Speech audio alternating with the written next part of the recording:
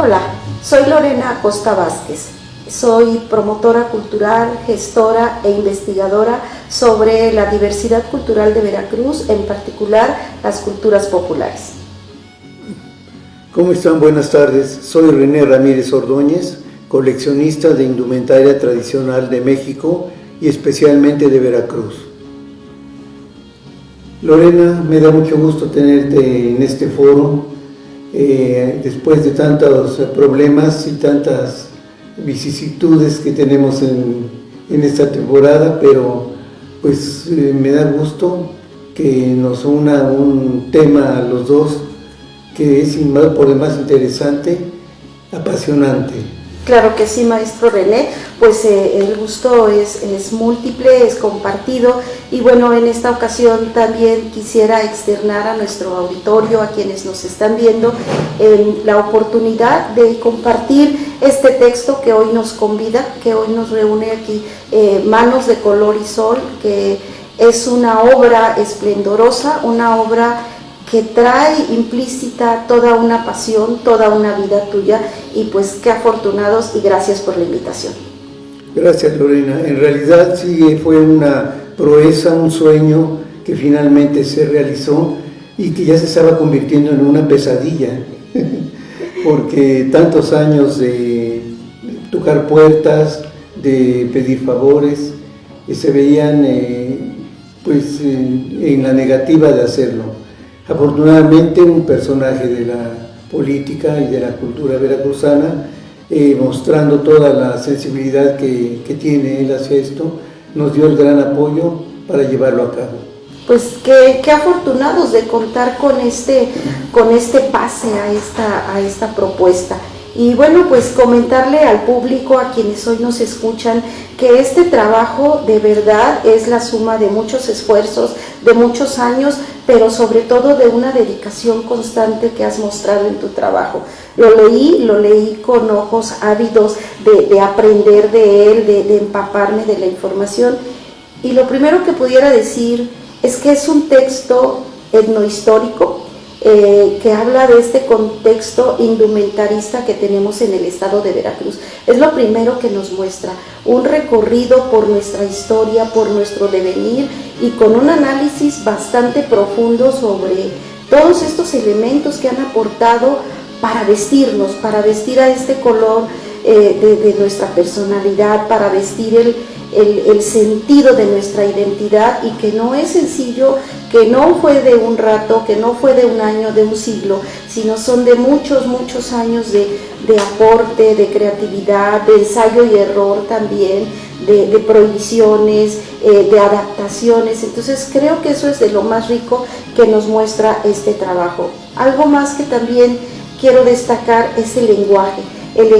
claro, reflexivo, pero sobre todo que está sustentado en una investigación, y eso se agradece, maestro, porque sin que seas un profesionista de la antropología o de la historia, nos llevas por esos caminos, nos conduces por esos textos, por esos lenguajes, y eso se agradece. Sí, gracias. Pues sí, estarás de acuerdo conmigo en que el vestido, el traje, esa segunda piel que el hombre se creó para protegerse primero del frío, de las inclemencias del tiempo y de los ataques de la naturaleza, es definitivamente un factor de gran importancia en la condición humana, ya que no solamente quiso el hombre proveerse de pieles y algodón y lana, etcétera, para cuidarse de las inclemencias, sino también hacerlo de motu propio para tener un estatus social, satisfacer una vanidad o satisfacer un rito, o implica también una serie de aciertos que con el que el hombre ha creado esta maravillosa indumentaria que es la indumentaria tradicional. Sí, pues esta segunda piel, como reza el título de un libro también muy conocido en este ambiente, es precisamente lo que nos distingue frente a los otros y hace que construyamos un nosotros. Ahí está el sentido de esta identidad, y la indumentaria es uno de los rasgos más visibles en términos de la construcción de las identidades. A veces se pierde por muchos factores, pero eso no hace que se pierda esta identidad. Siempre va a estar presente en la memoria, siempre vamos a recurrir con ciertos colores, con ciertas formas, con ciertas estructuras, tanto en iconografías como en la manera de completar estos atuendos, los accesorios y toda la parafernalia que está ahí impresa en esta indumentaria. Y como bien dice un dicho popular, el hábito no hace al monje, pero nos distingue. Nos distingue. ¿Sí? Entonces ahí viene este sentido del porqué de nuestra indumentaria. Así es. Fíjate que durante mucho tiempo estuvo la indumentaria, la vestimenta tradicional, estuvo prácticamente ignorada. Fue investigada por notables antropólogos extranjeros, que bueno, si hablamos de los años de 1937, que es cuando se descubre un México que no conocían los mexicanos, y las antropólogas ya andaban a pie por la Chinantla, andaban por la Huasteca, andaban por el Estado de México, recopilando información valiosísima que los antropólogos posteriormente mexicanos tomaron como ejemplo, casi como una Biblia. Por ejemplo, el libro de Donald y Dorothy Cordry, que pues está en inglés, fíjate, está casi negado para que los mexicanos lo lean, y es parte de su patrimonio nacional. Ellos nos dieron la pauta para investigar, para apasionarnos por ello. Es muy rico actualmente la diversidad de investigaciones sobre la indumentaria, por ejemplo, las fajas de los rarámuris, los adornos de oro de Oaxaca, los diseños mayas que han prevalecido ya con una autoridad muy señalada en Yucatán, los trajes de las jarochas que tienen una razón de ser. Entonces toda esa cantidad de información que actualmente hay, que son los adornos, los aretes, los tintes, los diseños, la iconografía, los tatuajes incluso, los símbolos bordados o tejidos en la indumentaria, pues hacen que este tema sea de mucho interés.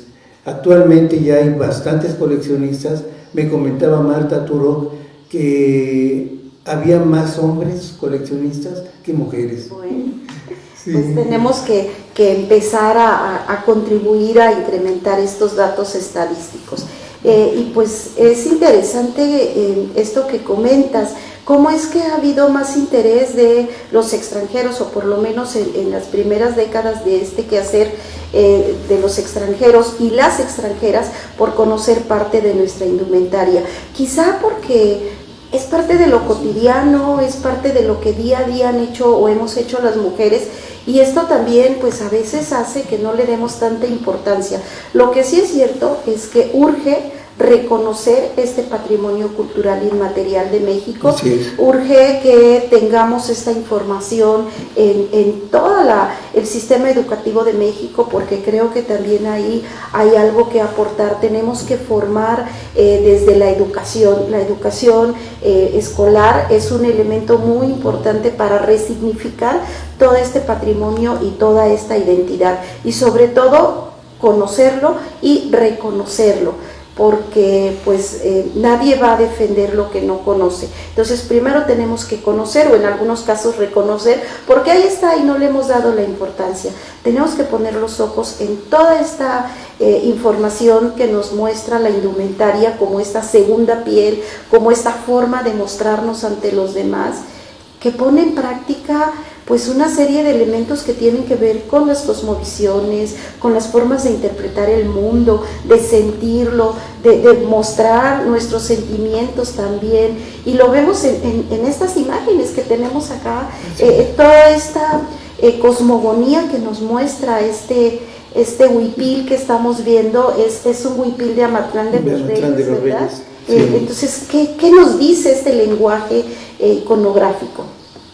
Fíjate, Lorena, que respecto a lo que me estás diciendo, platicaba con una amiga y decía, bueno, ¿cómo es posible que Christian Bodil Christensen, Igmar Weiklaner Johnson, Carlota Mapelli y tantas investigadoras de la indumentaria, ya en los años 37, en 1937, andaban ya recorriendo la Chinantla en Oaxaca, la Sierra de Veracruz, la Sierra Norte de Puebla, Guerrero, etcétera? Y le decía a mi amiga, fíjate nada más ellas cómo llevaban la obligación del marido ahí como investigador, y aparte, pues el ser mujer, que es tan difícil en aquellos tiempos. Sí. Digo, y las mexicanas todas estaban encerradas haciendo la comida, sirviéndole al marido, sin poder desarrollar también su deseo de poder ser investigadoras. Me dice ella, pues es que toda esa carga la tenían las mexicanas, porque ni el voto tenían. Ya ves que el voto fue hasta la época de Ruiz Cortines. Y le digo, pues sí, tienes razón. Con razón, los investigadores casi siempre que prevalecen son hombres. Sí, porque ha sido así por usos y costumbres, ¿no? Las mujeres que nos dedicamos al trabajo profesional, a la investigación académica y concretamente a esto que mencionas de la antropología, pues también nos hemos visto relegadas, como que vamos más lentos en esto. Afortunadamente, los últimos años ya tenemos muchas aportaciones, también tenemos la participación de muchas mujeres investigadoras, profesionistas, académicas. Bueno, tú acabas de mencionar hace un momento a la maestra Marta Turok, que también ha contribuido muchísimo para todo este trabajo.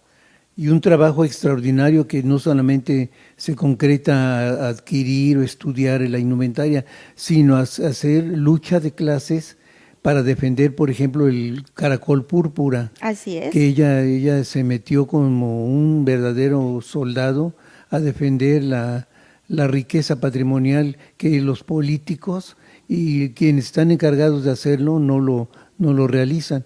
Y pues está haciendo una gran campaña para proteger ese tesoro que es el caracol púrpura. Claro que con todo este soporte de investigaciones y de todo lo que hay, los textiles ahora ya son presa de los diseñadores. Así es. Y vemos que la famosísima diseñadora francesa, que tomó unos bordados de Tlahuitoltepec de Oaxaca, se convirtió en un escándalo mundial. Así es, porque creo que en este quehacer, si bien es cierto la gestión cultural es importantísima, necesitamos empezar a tejer puentes, dejar de tener este papel pues un paternalista, sino más bien ser consecuentes con un trabajo integral, tanto con las comunidades, es decir, que los mismos investigadores y las investigadoras nos involucremos directamente, pero no seamos sus voceros, que trabajemos a la par, hombro con hombro, para que en función de eso pues se hagan propuestas para defender este patrimonio. Y algo que también nos falta mucho en estos términos y a propósito de esta situación que comentas, necesitamos legislar, necesitamos que se haga una legislación cultural en base a la interculturalidad, con tolerancia, con respeto, con diálogo intercultural, precisamente de ida y vuelta, que no se quede nada más en el discurso desde una parte. Y ahí creo que es donde todavía tenemos mucho que hacer, buscar los espacios para contribuir a una legislación cultural respetuosa, incluyente y que promueva ese diálogo intercultural. Sí, yo creo que, por ejemplo, el hecho de utilizar los diseños no está del todo demonizado, ¿no? Debe haber un intercambio cultural de culturas, entre culturas, y por ejemplo los diseños, bueno, tomarlos, pero con permiso de la comunidad y con un respeto hacia la comunidad y sus autoridades. Porque pues México es tan riquísimo en iconografía, en colores, en sentido del cosmos, en reconstrucción de trajes ya perdidos, que no alcanzaría, yo creo que ni 1000 diseñadores para que se lleven todo lo que México tiene, ¿verdad? Así es, afortunadamente tenemos mucha riqueza en esto y comentaba, todo lo que viene plasmado en estos pues en estos lienzos, en estas telas, en estos tejidos, brocados, pues habla de quiénes somos, cómo somos. Te decía que a propósito de este huipil que estamos viendo de Amatlán de los Reyes, ¿qué es lo que nos muestra este huipil? ¿Qué son todas estas líneas, estos colores, estos dibujos, estas florecitas que a simple vista parecieran ser eso? Cuando uno conoce el discurso que hay atrás, cuando uno entiende que son Citlalimej, que hablan del cosmos, que hablan de las actividades cotidianas, de estos intercambios de espacios sagrados, de este acercamiento a la naturaleza, ahí ya esto adquiere un valor que se potencializa. Sí, desafortunadamente se ha descuidado mucho el aspecto tanto estético como de profundo simbolismo en la indumentaria. Y el mexicano precisamente es el que nos dice, pues están bonitos, pero punto, hasta ahí queda. No hay una sensibilización, como tú bien lo dices, en la educación, en los programas de estudio. Yo hice un pequeño estudio sobre el mismo y el 80% de los estudiantes de escuela normal, preparatorias, secundarias y primarias desconocían lo que es el textil mexicano. Sabían que había algo, algún zarape, un rebozo por ahí, pero ignoraban totalmente la calidad que tiene México en cuanto a su indumentaria. Creo que ningún país tiene una variedad, sobre todo la variedad, ¿no? Por el intercambio de grupos étnicos de Asia, de Europa, todos aportaron algo para tener esta riqueza contextual del traje.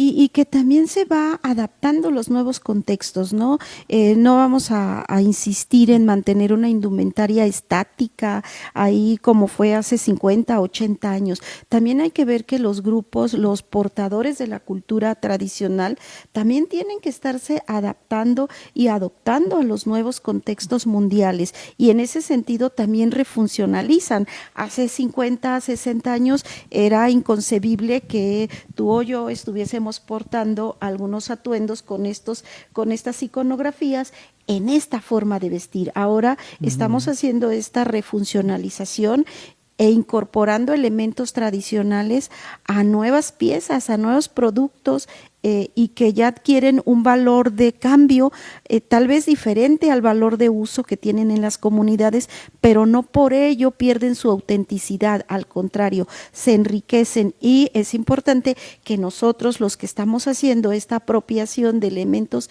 iconográficos, también seamos respetuosos de decir de dónde vienen estos diseños, de qué pueblo originario son, quiénes son los artesanos que los hacen, porque esa es la manera de darle un reconocimiento, porque si seguimos en el anonimato, vamos a seguir teniendo casos como este plagio de diseños y de iconografías, ¿no? Sí. Entonces hay que buscar que tengan denominaciones de origen, de autenticidad, y aunque el arte popular muchas veces es anónimo, en la medida que uno lo reconoce y que el público y que la sociedad sabe de dónde viene, que esté informada, va a poder identificar la procedencia de estos textiles, de estas indumentarias. Claro, como bien lo dices, entre más conoce uno, más ama uno, ¿verdad? Y entonces, por ejemplo, situándonos en la región de Chicontepec, que es tan rica, que es tan extraordinaria y exquisita, con esos bordados impecables que cuestan un mínimo de valor monetario por toda la riqueza que tiene, descubrimos que pues ha evolucionado la indumentaria en Chicontepec. Por ejemplo, ya no se usa el quexquemel de punta del lazado, no se bordan ya las faldas con el punto de cruz, punto de cruz con lazada y que da un aspecto de lana a a las faldas. Se usan, pero para los festivales escolares, para disfrute visual del público, pero ya no lo usan los indígenas. Ahí hicieron un reacomodo que estuviera de acuerdo con el contexto físico y social y cultural de la región de Chicontepec. Y uno dice, qué maravilla que cada comunidad, Achupil, Zasaltitla, Huecuatitla, todas las pequeñas poblaciones que son del municipio de Chicontepec tienen trajes diferentes. Mira. ¿Cuántos diseños tienen? ¿Cuántos árboles de la vida? Los Xochicuahuic, hay muchísimos. La flor de Nochebuena, estilizada de una manera increíble, ¿no? Que ya quisieran los muchachos que estudian artes visuales, artes de diseño gráfico, tener esa capacidad de diseño que tienen nuestros compañeros indígenas de Chicontepec. Sí. Sí. Y así, si nos vamos a cualquier otra de las regiones culturales que tenemos en Veracruz, tú nos estás comentando de lo que ocurre en una parte de la Huasteca veracruzana, que además sabemos que es una región intercultural que compartimos con otros estados y que ahí se va enriqueciendo. Pero también está el Totonacapan, que también tiene lo suyo, o podemos hablar de esta región de las grandes montañas, concretamente la Sierra de Songolica, que trae implícita toda una carga cultural muy, muy fuerte en sus textiles, principalmente textiles a base de lana, teñidos con tintes naturales, pero también hay bordados, o si nos vamos hacia esta zona que tenemos de población reacomodada, chinanteca, mazateca, que también están desarrollando una producción textil, artesanal, muy novedosa, muy contemporánea, y eso también nos habla de que estas poblaciones, de que estos creadores están aportando, están contribuyendo a la construcción de este arte actual veracruzano, ¿no? Y fíjate que algo que me agrada mucho de este texto que hoy nos ocupa para estar aquí, Manos de Color y Sol, es que en este ejercicio de investigación además contribuyes para que conozcamos técnicas, puntadas, nos hablas de técnicas de confección, de estos atuendos, de piezas, de repente nos indicas qué es un enredo, qué es un quesquemel, qué es un rebozo, nos vas diciendo cómo se confecciona, con qué punto, que puede ser punto de lomillo, manejas que puede ser punto de cruz, o los textiles, ¿no? En telar de cintura, que pueden ser de brocado. Tejido en curva. Ahí nos estás dando una información que pareciera que solo es para los especialistas, que solo lo manejan ciertos sectores, pero en la manera que se socializa este conocimiento estamos formando públicos, estamos formando gente que se enamore de México y que pueda defender esta historia, esta cultura y esta tradición. De verdad, yo celebro este texto, invito a quienes nos escuchan que lo puedan adquirir, que lo puedan leer, además de que está escrito en una versión bilingüe. Así es, en inglés y español. Sí, entonces que trascienda fronteras. Bueno, siguiendo con esta tradición de que quienes empezaron primero a documentar nuestra indumentaria fueron investigadores o investigadoras extranjeras, ahora nosotros les devolvemos un poco de eso, ¿no? Sí, así es. Entonces, y muy rico. Pues una de las motivaciones que me impulsó a escribir ese libro desde hace muchísimos años, tantos que ya casi ni me acuerdo. ¡Qué bueno! Fue el hecho de que cuando asistía yo a congresos de danza o a reuniones del Instituto de Danza en varios estados, veía con mucha pena que Veracruz no tenía representatividad, una representatividad que fuera acorde con la importancia de la indumentaria veracruzana. Oaxaca tenía muchísimo, Chiapas nos deslumbraba con su riqueza de vestimentas, Guanajuato incluso, estados que no tenían gran cosa, presentaban lo veracruzano. Y Veracruz no. Entonces dije, tiene que haber un documento por lo menos. Claro. Yo he trabajado con la colección desde 1973 y cada año he hecho una o dos, o a veces hasta 3 exposiciones. Y la gente quiere seguir viendo, ¿no? Entonces, en el libro, por ejemplo, la parte que me gustaron todas, pero la parte que le tengo mucho afecto es a la de Zongolica, a la sierra de Zongolica, la zona náhuatl, por los colores, el contexto, la carga ideológica que llevan esos trajes. Entonces es para mí uno de los capítulos que más me gustó de trabajar, el de Zongolica. Y pues hablábamos de doña Isabel. Exactamente, ahí están estas personas, ¿no? Sí, doña Isabel Ismatláhuac, en paz descanse, que me consiguió una manga, que allá le llaman manga, a los jorongos, de lana pintado con negro, con azul añil, pero tantas pintadas era negro, es negro. Sí, es y que con mozote. Tiene como 100 años.